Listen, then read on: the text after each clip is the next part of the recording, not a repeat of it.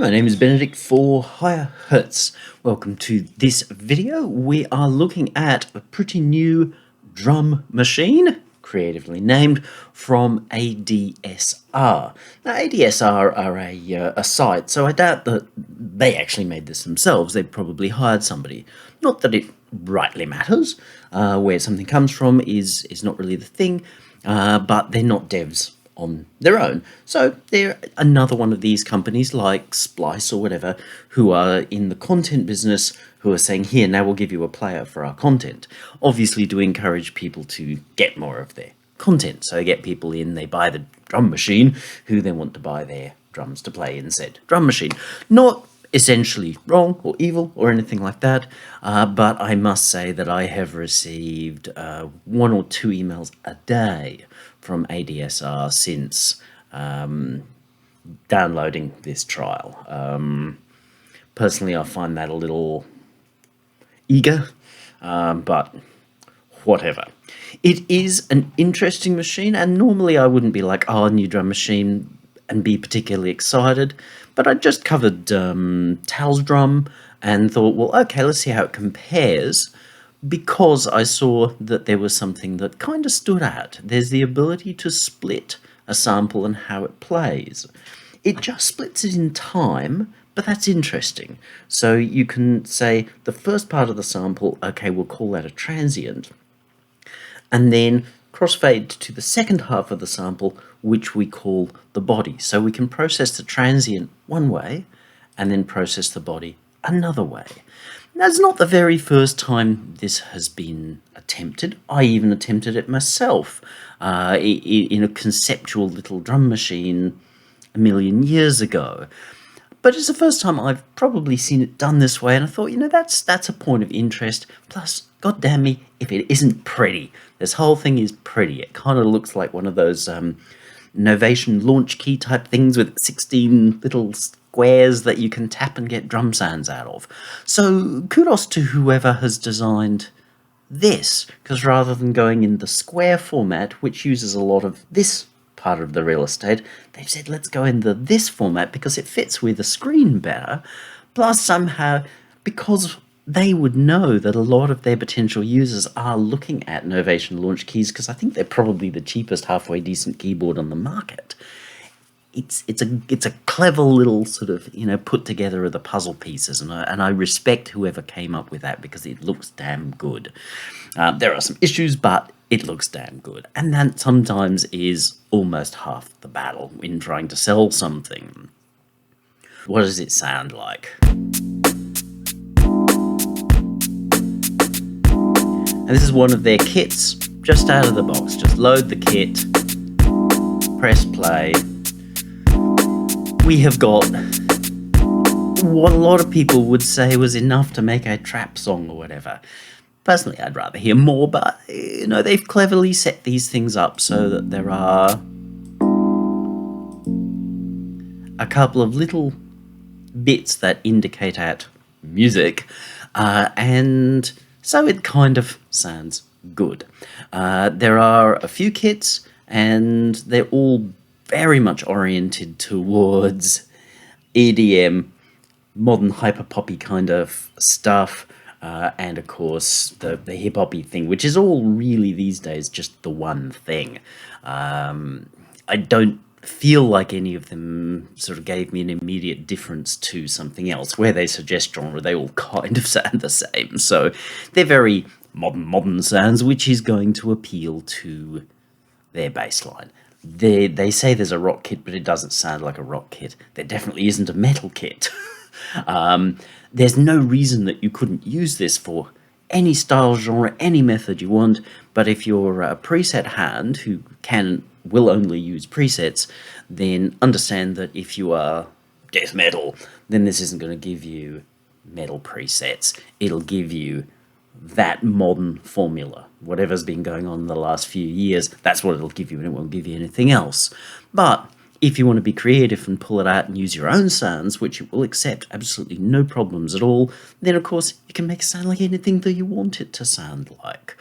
So It's pretty cool. Oh, and the most important question and answer of all, before anybody feels the overwhelming need to ask it, before they read the website, yes, it has multi-outs. So you can send it out lots of different places and mix in your DAW should you so desire.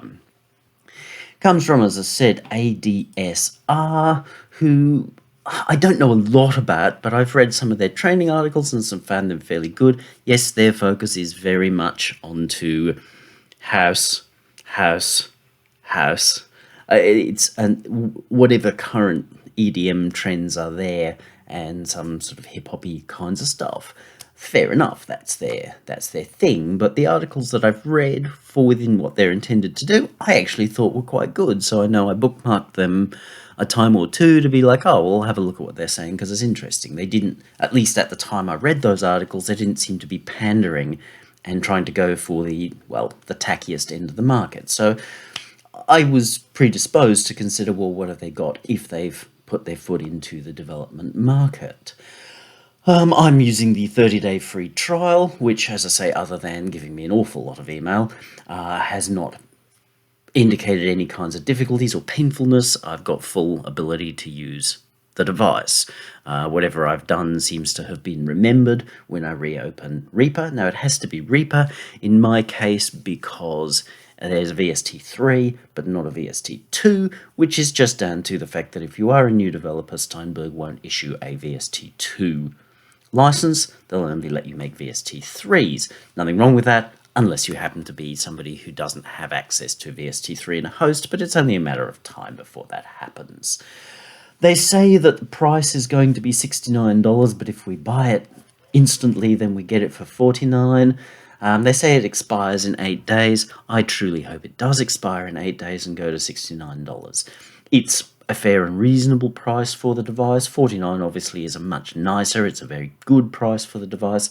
I just don't want to see yet another manufacturer, I guess, taking the Waves road and always being on sale, that every time you land on their site, 8 days this sale's going to expire, because that's not a sale, and at least in Australia and probably most other civilized countries, that is damned illegal, because it's not true. If the true price is $49, because everybody buys it at $49 every day of the year, it's $49 saying that it could or should or perhaps or might be something else is porky pie.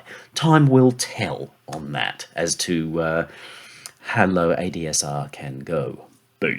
How low can you go? But as such, they've been around a while. They are in the content game. But this sees them, rather than just selling other people's devices, having one of their own with their own name on it. And good on them. It's I've got to say, overall a pretty good start. So we'll go through my goods and bads, then we will look somewhat into the device and what you might or might not get from it.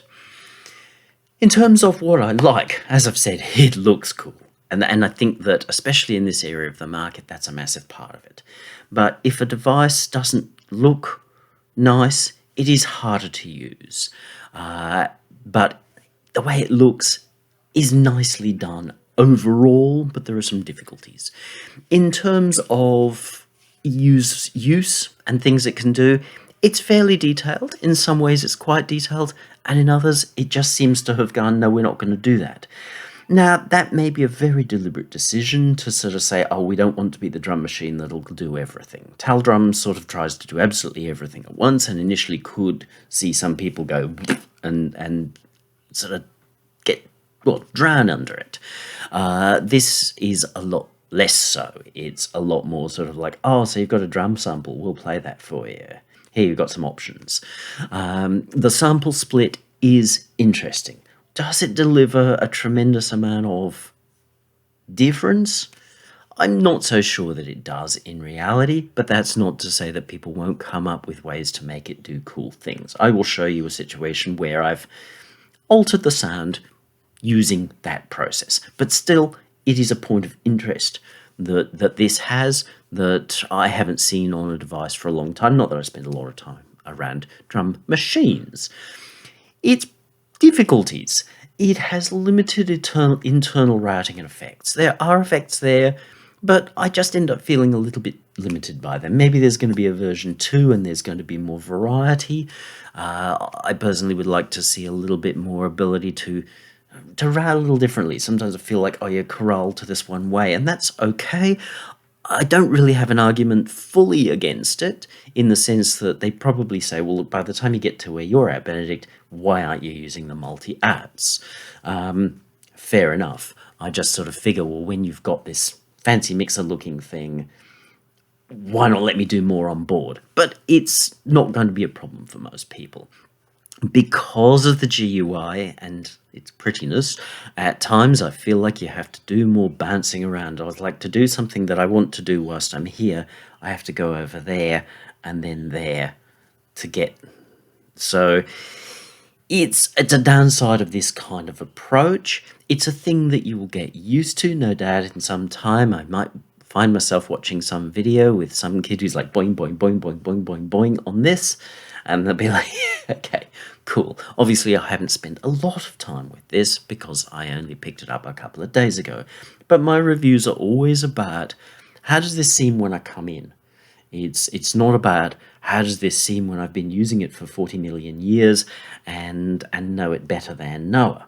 No, that's not the idea. It's about, how does this seem as we come in? Does it seem like a really cool thing, or is it, a little bit broken from the get-go? I think it's far more of a cool thing, but there is that little sense of, ooh, compared to some other options. But, that's how it goes. Probably my biggest frustration is that it doesn't attempt to do any kind of synthesis. Now, that may be absolutely fine for most of their sales base.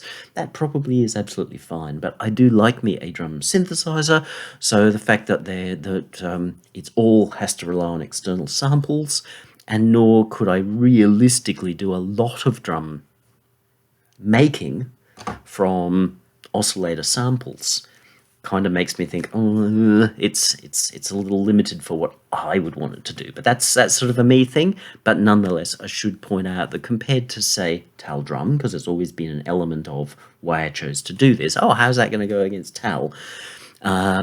It doesn't have synthesis, whereas Tal does. But Tal's a lot more complex.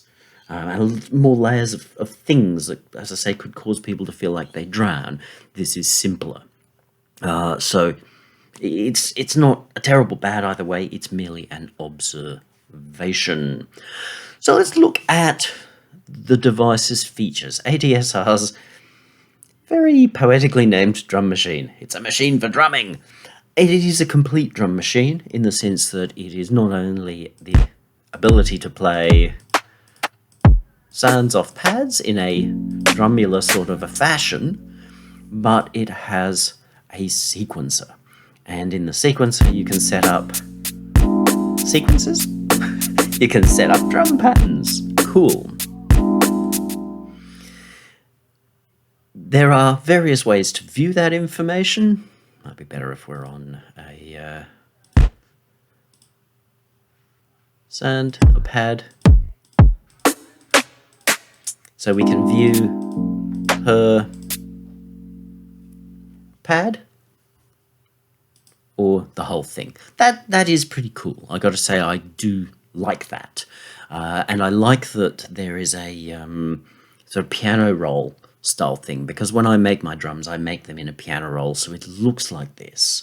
A lot of drum makers, the TB style drum making, never really floated my boat.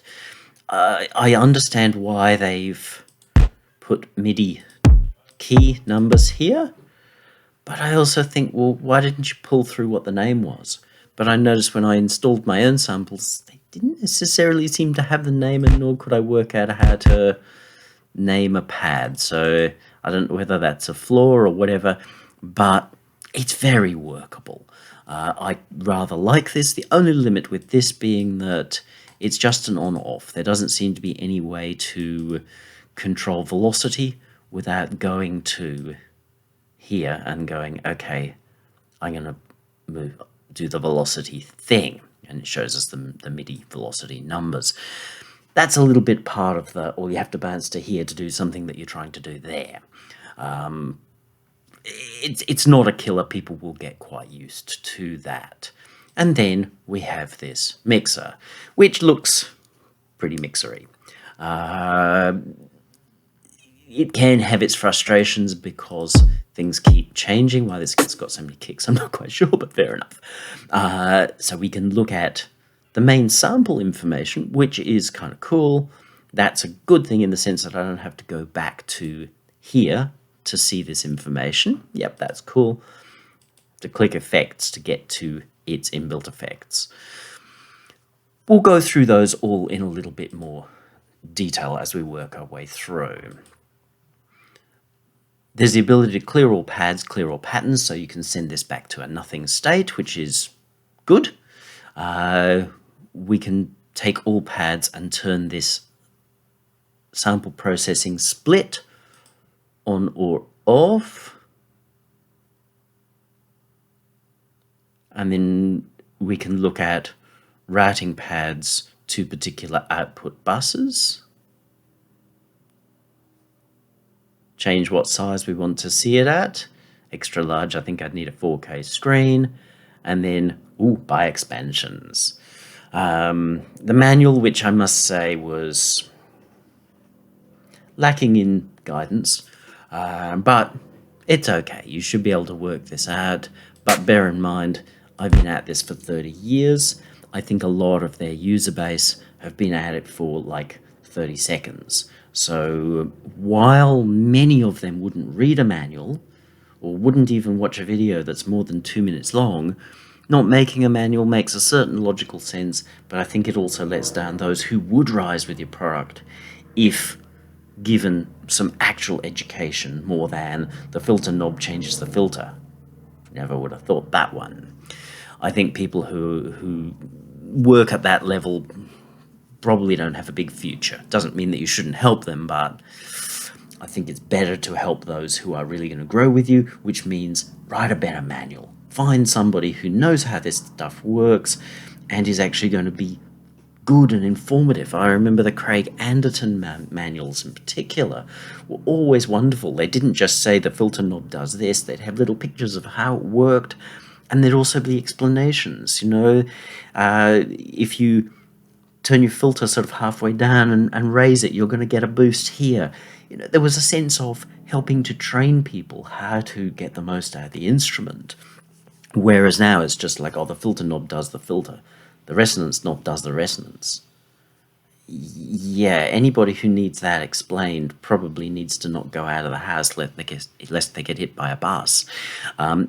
You could do better ADSR, especially seeing you have such a basis in training that you chose not to train with a device which is clearly going to be aimed at a lot of, 30-seconders, not 30-yearers like me.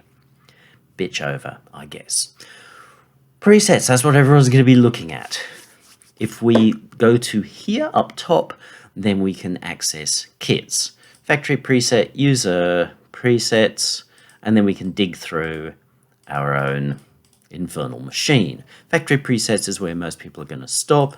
In alphabetical order, let's put them in play. Yeah, that sounds like an acoustic kit, but they do say electronica.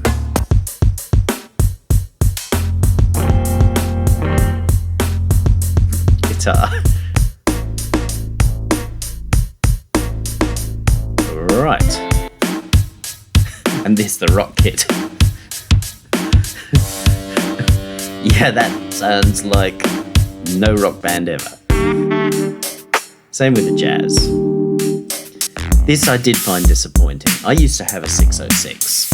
A 606 does not sound like this. That doesn't mean that these weren't originally 606 samples, but they are so processed and buggered around that I would not use them as representing a 606. Same with the 808. This doesn't sound like an 808. They may be 808 samples, but they're very processed.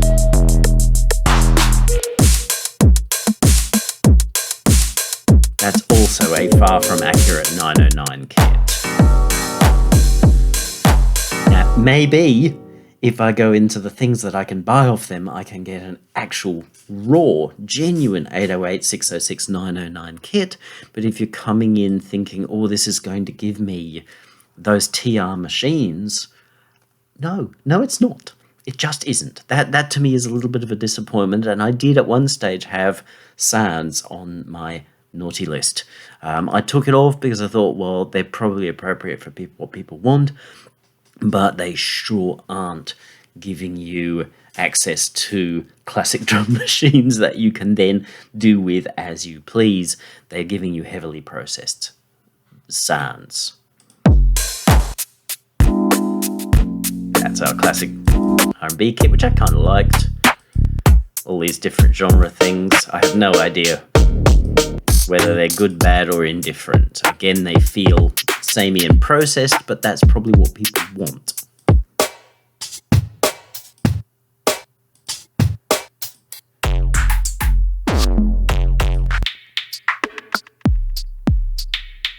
I kind of like that. That's kooky. That's cool. Ambient with such a huge kick drum.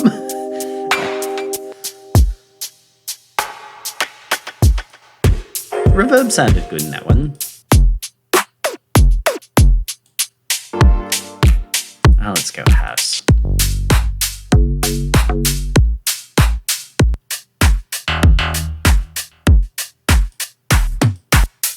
What I noticed there with house is that the classic early acid house,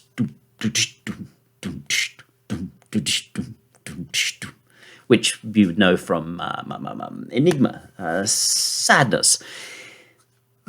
It's not here.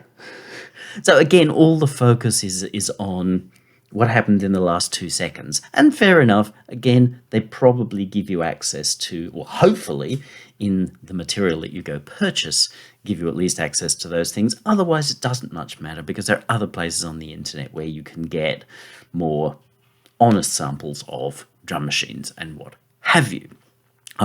So there is a grab bag of sounds which are there, but just don't feel like you're really going to get a big variety of sounds. There is a real sameness to all of them. But a drum machine, in my mind, is not so much about the sounds that are in it, anywhere near so much about what you can do with it. So go get your own drum samples, put them in, work them. But there are some presets to get you started. The way it works is that we pick a sound we like, obviously put them into kits. We can, again, go exploring and finding things that we want. There's even a little random button, and it'll swap that for a different sound randomly. Okay, amusing, I guess. You can access the same thing here. And it's changed its name to Techno. I don't really get what that's about, but I guess that's because it's coming out of the Melodic Techno kit. But I don't know. I don't dig what that does. It seems a little bit strange. We can obviously go off searching in our own infernal machine. To be honest, I didn't try drag and drop. I hope it drags and drops. If it doesn't drag and drop, well, but you'll work it out. You can have it automatically audition sounds and what have you. So all of that's pretty fine. You can set where things go, and you can choke, which is mostly used for hi-hats.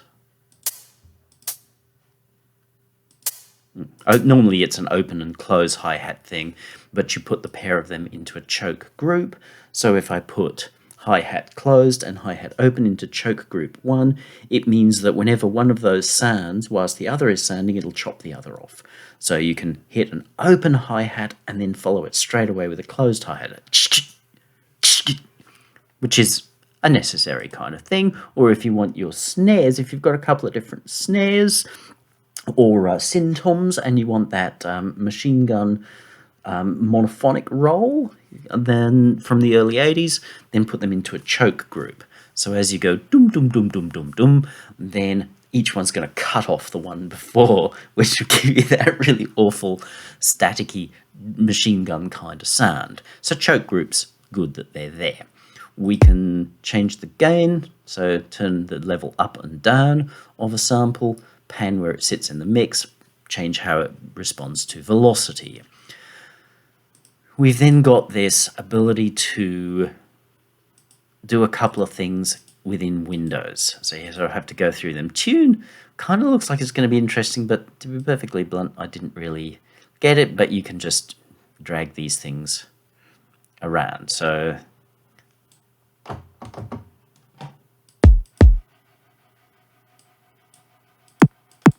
okay, so it allows you to tune where that sample is. Why it's got a picture here, I don't know. I guess maybe that's showing us its frequency content.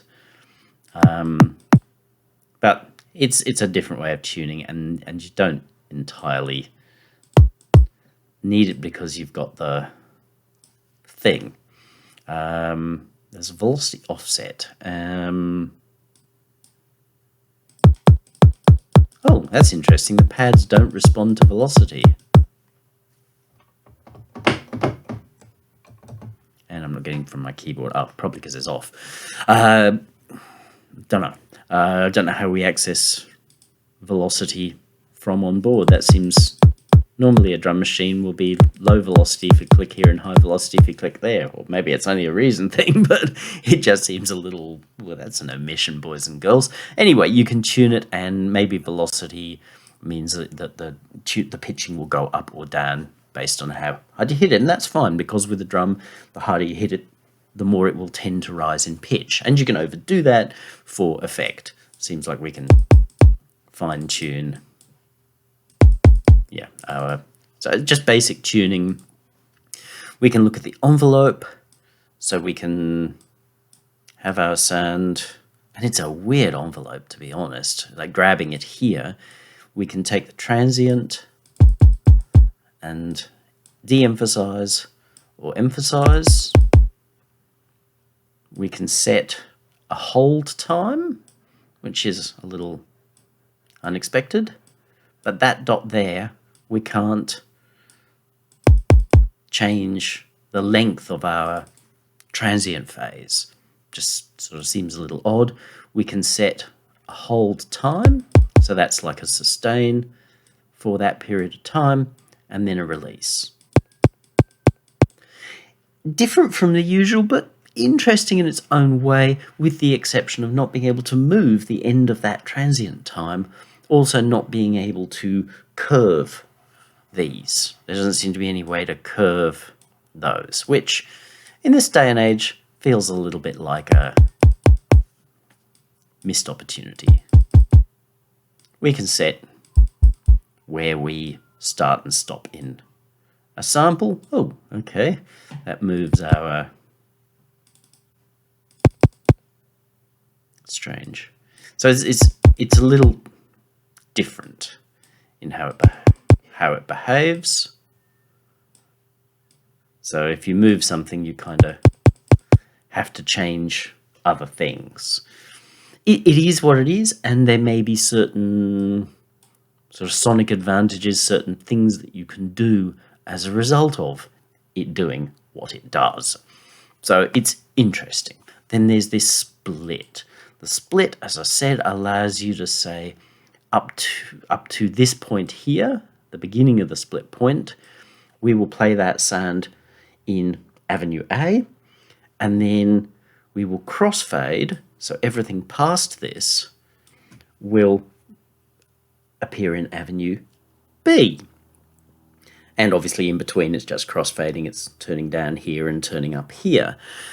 It's an interesting idea. So we can set up our transient, maybe we'll have that a little more clickful.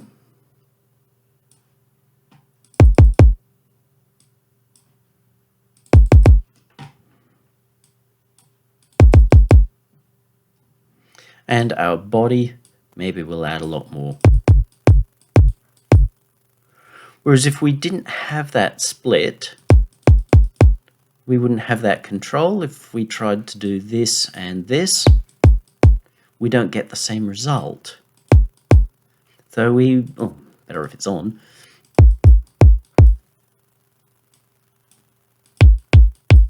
We're just going to get a different kind of result.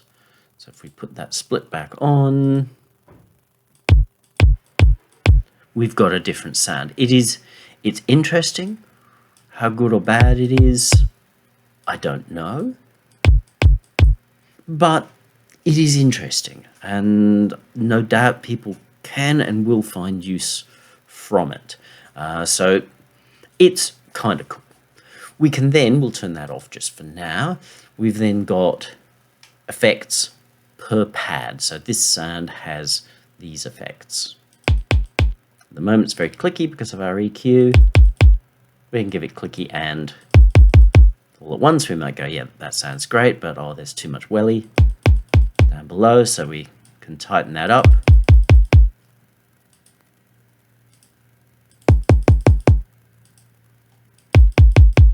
Gives us a nice sound. Let's say we don't want all of that brightness on the top end. So we can use our cuts to do that. EQ, obviously, we've seen. There is a compressinator. I don't know whether I love this, but it technically does what it should. So it's there. It's all right.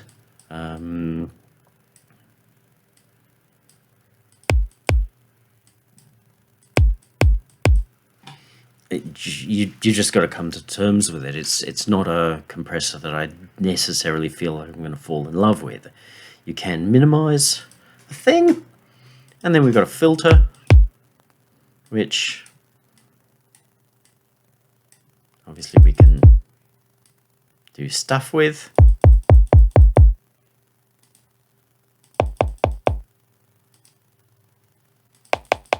The usual suspects. There is a drive. Let's turn that compressor back on. Let's open it back up. So if we've got a lot of compression, we've lost a lot of level, we could either put our gain back in or attack it with drive. I am not sold on this drive, but it is, of course, entirely possible to put this before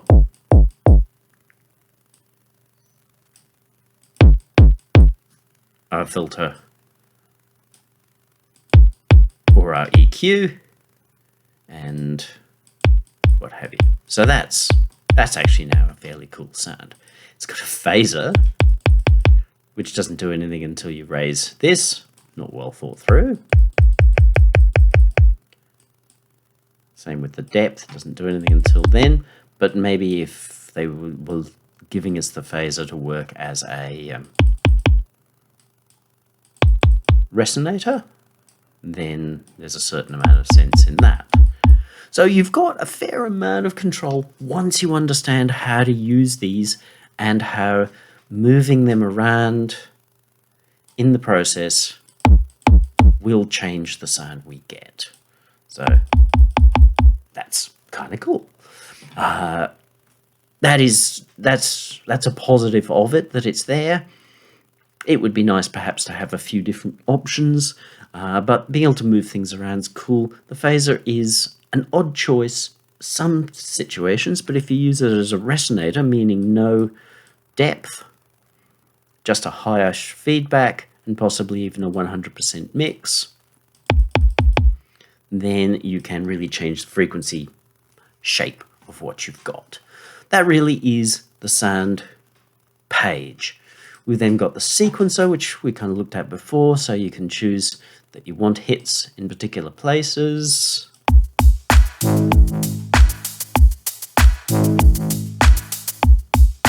Let's pull this back to 16 steps. We can go to add quite a lot of steps, in which case we go through the pages to see them.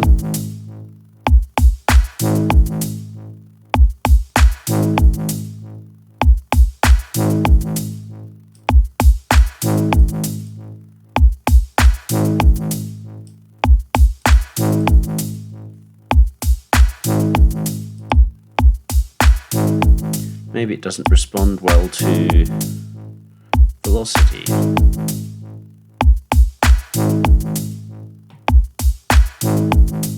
Its response to velocity is poor, but maybe that's the drive.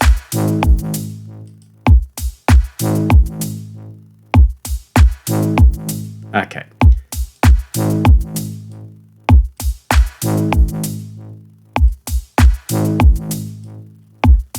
Fair enough. The somewhat heavy-handed use of drive and compression had removed the velocity performance stuff. But nonetheless, we've got our sequencer. We can bounce between these different... We can see that that's quieter now. We can bounce between these two different lane views. We've got lots of patterns. So if we move from one pattern to another...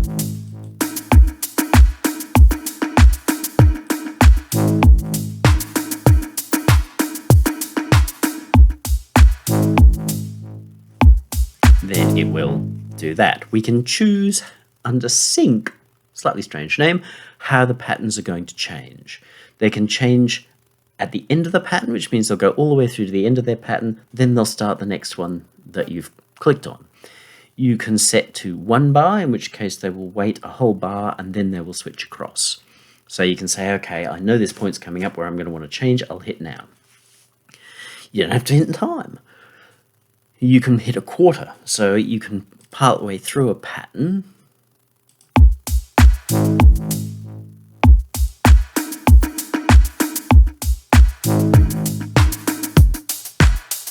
Move it, or none.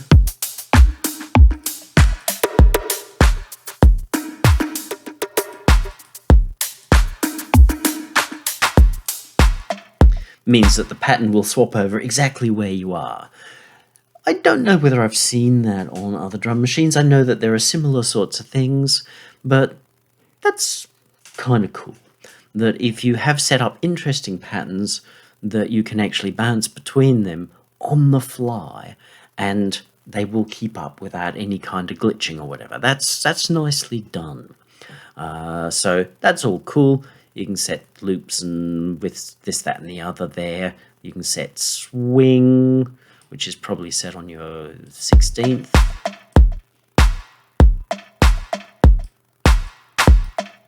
Let's see if we can find one that's got...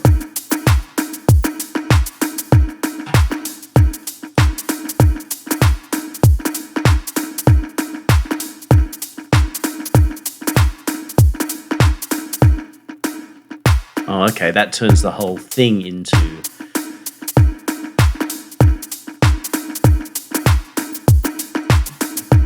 Swing seems to be set on whatever you've decided. So if we've set, okay, the speed or the division of each of these, little things in the pattern is 16, then it's going to swing on 16ths. If we've set it to eighths, then this suddenly turns to eighths and it will swing on eighths. So you can't be writing in 16ths with an eighth swing, let alone an eighth triplet swing. But it's kind of cool that they're giving us all those options, but I should imagine that they're not going to get used a lot because things like eighth triplets, unless I'm wrong, I don't think I've noticed them in any sort of house type form, are commonly used in country and swing and what have you. Cha-cha-cha-cha-cha-cha-cha-cha-cha-cha-cha kind of a rhythm. But nonetheless, that's all fine. You can choose which directions things go, and then you can use your offset to move your whole pattern backwards and forwards. It's not really a thing. You can copy a pattern, so I can copy pattern 3, move to pattern 14 and paste it there, or I can just clear it. All of that is quite cool. There's one other thing that it does. You see here, obviously, it's playing to the host. If I turn that off, press play, nothing. But if I press play here, then it's all there. You will note that there is no tempo here. I can't change the tempo. That's just automatically slaved to the DAW, which makes sense. So if you're missing it, it kind of makes sense. So might as well have it. But if you find that it's not following your host, you've got to click the host button, not the sync thing. And then finally, we have our mixer, which as a mix engineer, I've got to say is possibly the most disappointing part. And while I get what they're trying to do, like most of these things that tries to kind of duplicate a door inside a tiny window is probably going to fail more than it wins. Different people will think differently. I struggled for a while to realize that there was actually a way to slide things across. I was trying to access mix for something that was over there and didn't realize I was supposed to slide across. Easy to say, duh, buddy, but it ends up with an awful lot of things. Where we do split something, well, let's split this kick here, then you end up with a second instance appear. And to be honest, it's a little confusing as to where it is. The difference seems to be that if you've got a split, then they sit right next to each other. If they don't, then they've got a space between each other. But, good luck with understanding that, because it's pretty darn subtle. When I'm looking at this, the way that it moves, I see the movement here far more than I see the movement there. But if I come into this, it's going to be much harder. I would suggest, really, if you're going to do that, then make this obviously a sub of that. So make this one a little bit shorter. You don't need to tell me that it's C1. So just chop that bit off and make it here. Automatically, I'm going to know, that's a sub channel of something or other. It's little things like that whoever's designed this has little to no experience as a mix engineer. And I know somebody might be all like kind of, now, how dare you offend me, how dare you attack my proness. But you know what? This is harder than it needs to be. As I said, it's pretty. Whoever designed this has done a lovely job from a graphic designer's point of view, but only half their job. The other half of their job, if they're not already a mix engineer themselves, is to work out what does a mix engineer need, which is either to quickly school themselves on what real mix engineers are going to want to need, or to actually sit down with a real mix engineer with some experience, some years on them, and say, okay, buddy, would this work for you? Now, you might get different points of view, but the reality is after a while you'd go, okay, that's what they need. This is not showing me the hierarchy. Therefore, it's confusing because I've just got a row of matching things. So, a little bit disappointing. We've got our mix channels, so each of our tracks, there's one that's got a split or a duplicate. Then we can send to buses. So on the end here, we can send to buses. We can send to direct outs or to mains. So if we send to a bus, we can then do stuff on it. So if we take our percussion here, we can see that.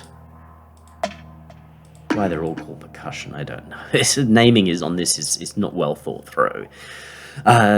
Okay, fine, we can see them, and then we click effects. So I can see the effects on the transient, and I can see effects on the body. All right, if I have sent that to a bus, then I can go to the bus and handle its effects there. I'll show you that on another thing. There are also then sends, so we can use a couple of sends to send to effects which are more limited. So it's an EQ, a delay, but the delay has no wet-dry control. On the surface it makes sense, because why would you want one, seeing this as a send? However, if I put a delay and then I put a reverb on it, that delay has simply moved the reverb late. It becomes pre-delay for the reverb.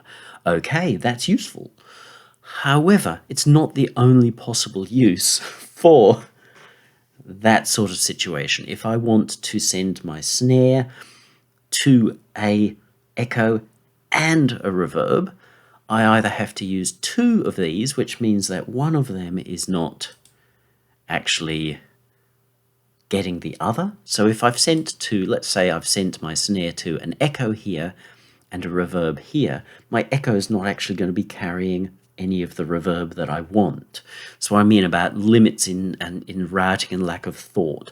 If they've gone this far with a mixer, you probably want to go a little further. And I know, yes, you can solve that by using sub-arts. Benedict doesn't like using sub-arts. It causes him to speak about himself in third person. Just one of those little annoyances. Because you've gone that far, it makes me go, well, gee, why won't it do those other little things? But as such, it looks pretty, you feel mixery. So that's cool enough. Let's move to one that I created. Because I wanted to see, well, will this behave from me? Yes, it will. Self-evident it should, but I've been surprised sometimes. Yes, yes. Stop. Oh, okay, now this one's run from externally. We'll put that to... She doesn't need to be either, to be honest, because it is all just MIDI. But you see the problem I've got here? It's drums. Oh, that one's drums. That one's drums too. Oh, look, this one's drums. I don't seem to be able to, unless I'm missing something, some strange key command or whatever. I can't name this. I can't call that HHOP or HHCL or SN or KIK. I can't call it anything. But you can actually drag and drop pads. So I can drag that over there. It's no longer there, it's now there. I can drag it back. It probably should focus where we drag to be kind. I can also control drag. That I would not have known about without reading the manual, except when I discovered you could do the drag thing. It was like, oh, I wonder if you can do the control drag. So they've carried a convention, and I like that. That is cool. That's a good use of convention. Okay, why are you showing me the sample thing? I don't want that. I actually want to clear that, but I don't rightly know how to clear that pad. Maybe there's a clear, well, it's all pads, but not this pad. So they may have never thought, what if somebody wants to clear a pad? It annoys me sitting over there, but I don't know how to get rid of it. There doesn't seem to be a option here for let's get rid of that sound. Again, just a little bit poorly thought through. They've gone in one direction and one direction only and not thought what happens if somebody comes at it differently. But nonetheless, I used exactly the drum set that I did with the Tel drum to say, okay, what do I get out of this? So each was processed. This one I split.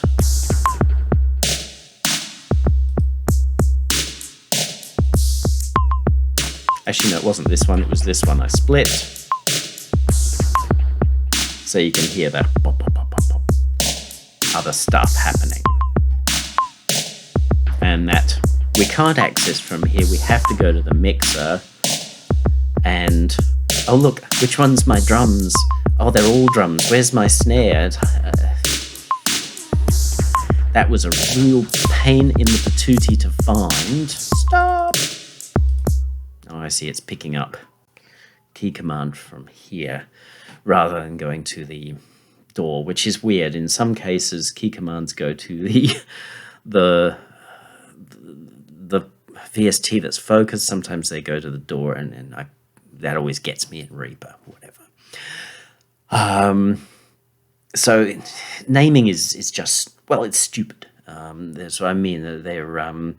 There's bouncing around and general little bit of silliness with their GUI because they focused on how pretty it is, not how useful it is, and that does me in and would actually stop me from wanting to use the device, which is not wise because it's going to create confusion in your beginners who you're really focusing on. You want them to walk into this and go, ooh, I feel like I really know what I'm doing here.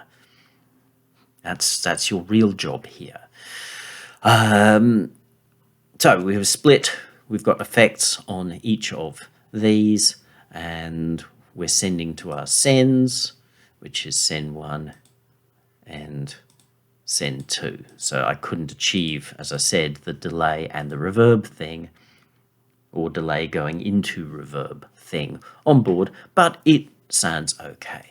There's also the mains, where you can add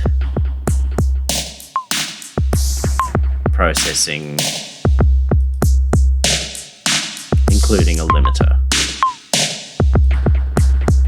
which I largely didn't dig, to be perfectly honest, but I left the compressor there because, well, it was handy enough.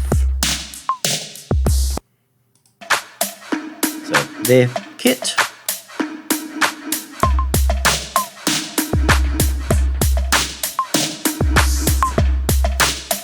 Let's go back to the...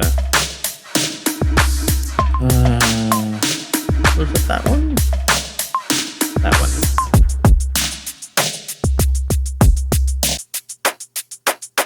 So that's their kit, I believe. Oh no, we need to get to the right sequence pattern, that one there. You can control sequence patterns from your sequencer, from your DAW apparently. I didn't try to do it. Pair of drum machines running together. So we can get very nice results by having two different patterns working together, very drum machine-y. I've got a little G-clip doing the thou shalt not pass duties. But what if we bring in a heavy-handed Molotok?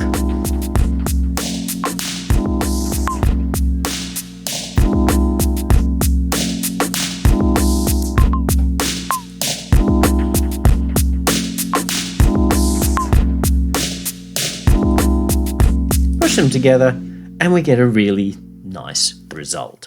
So it's a machine that is capable of delivering nice results.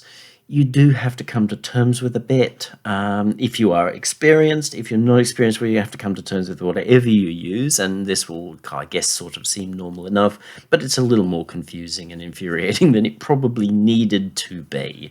But it does look very cool.